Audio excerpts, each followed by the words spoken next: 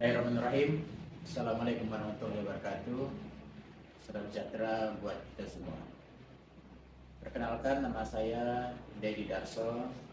Saya mahasiswa Magister Administrasi Pendidikan Universitas Tanjung Pura Pontianak. Tujuan video ini adalah UTS, Perencanaan Pendidikan, dosen Dr. Eni Rusinja, SI. Perencanaan pendidikan menurut beberapa sumber. Yang pertama dari UNESCO 2021 adalah proses sistematis mengalokasikan sumber daya untuk mencapai tujuan pendidikan yang inklusif, relevan, dan berkelanjutan. Kemudian dari CLBB 1966, perencanaan pendidikan adalah seni mengantisipasi kebutuhan pendidikan masa depan berdasarkan analisis kondisi saat ini. Kemudian menurut Kaufman 1972, definisinya penyusunan peta jalan strategi untuk menghubungkan apa yang ada dengan apa yang seharusnya. Kemudian dari pemerintah Indonesia, Undang-Undang Sikdisnas tahun nomor 20 tahun 2003. Perencanaan pendidikan adalah rencana sistematis mengembangkan potensi peserta didik menjadi manusia beriman, berakhlak, cakap, dan mandiri. Kemudian, esensi kunci dari perencanaan pendidikan itu adalah koordinasi sumber daya manusia, anggaran, dan infrastruktur untuk meminimalkan kesenjangan pendidikan. Perspektif para ahli dan model perencanaan pendidikan. Yang pertama, pendekatan klasik. Ini para ahlinya atau B. Taylor pada tahun 1949, yaitu model atau konsep model linear, tujuan, konten, metode, dan evaluasi. Contoh implementasi di Indonesia itu yaitu kurikulum 2013 di awal penerapannya. Itu dari Ralph Ray Taylor. Kemudian ada Hilda Taba pada 1962. Konsepnya grassroots model atau perencanaan bottom up dari guru. Contoh implementasi adalah pelatihan penyusunan RPP yang berbasis kebutuhan kelas. Kemudian yang ketiga, Philip H. Combe pada 1970. Ya, modelnya sistem approve. Ya, pendidikan sebagai sistem yang saling terhubung. Contoh implementasinya perencanaan anggaran pendidikan berbasis kinerja atau DDTK. Kemudian yang kedua, ada pendekatan kontemporer. Ini konsepnya dari Data Driven Planning atau OECD pada tahun 2021. Yaitu ada platform rapor pendidikan Kemendikbud atau diagnosa sekolah yang seperti sekarang masih kita jalankan, itu tentang rapor pendidikan. Itu masuk dalam pendekatan kontemporer. Kemudian konsepnya adaptive planning atau World Bank pada 2023. Itu ada hybrid learning pasca pandemi. Nah, pandemi kita sebagai kita ketahui, pandemi itu terjadi pada tahun 2020 sampai 2023. Akhir tahun 2019 itu ada COVID, itulah yang disebutkan pandemi. Kemudian ada skenario based learning atau WLF pada tahun 2022, itu persiapan kurikulum AI di Singapura. Nah, itu awalnya dari perubahan-perubahan pada pasca pandemi. Kemudian tahapan perencanaan pendidikan, adaptasi dari George R. Terry dan UNESCO, yaitu yang pertama menganalisis kebutuhan.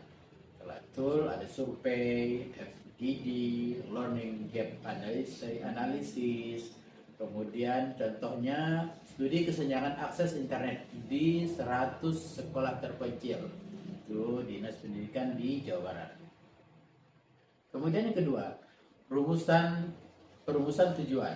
Yang pertama, prinsip SMART atau Specific, measurable achievement, relevant, dan time bound.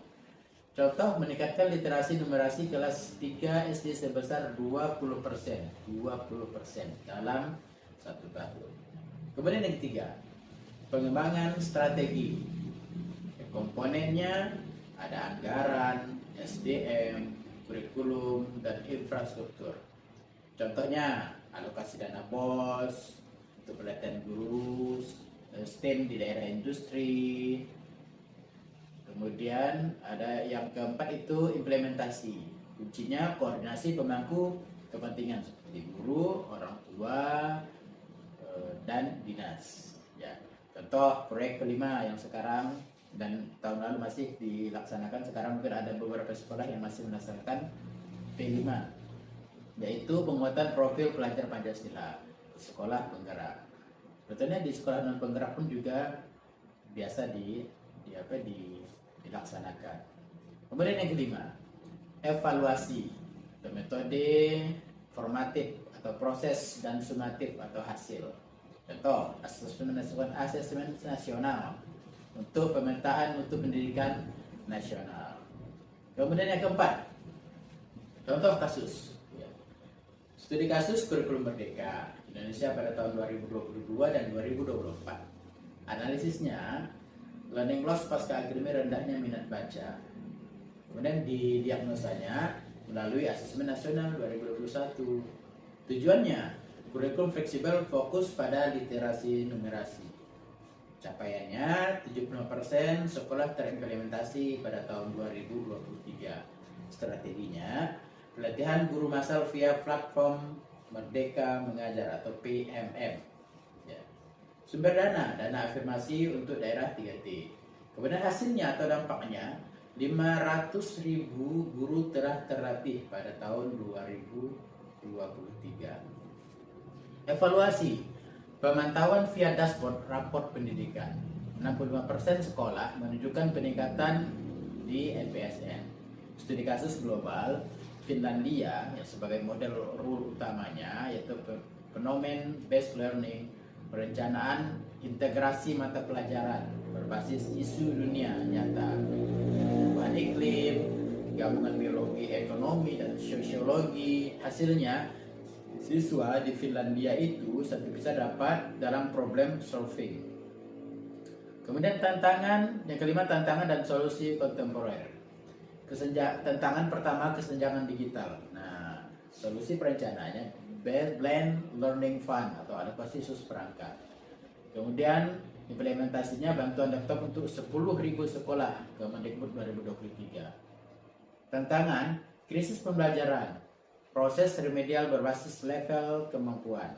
Kemudian contoh implementasinya, Teaching and the Right Level atau TOUCH di Jawa Timur. Kemudian yang terakhir itu revolusi AI.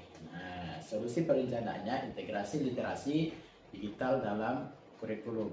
Materinya etika AI untuk SMA yang telah diterapkan di Singapura.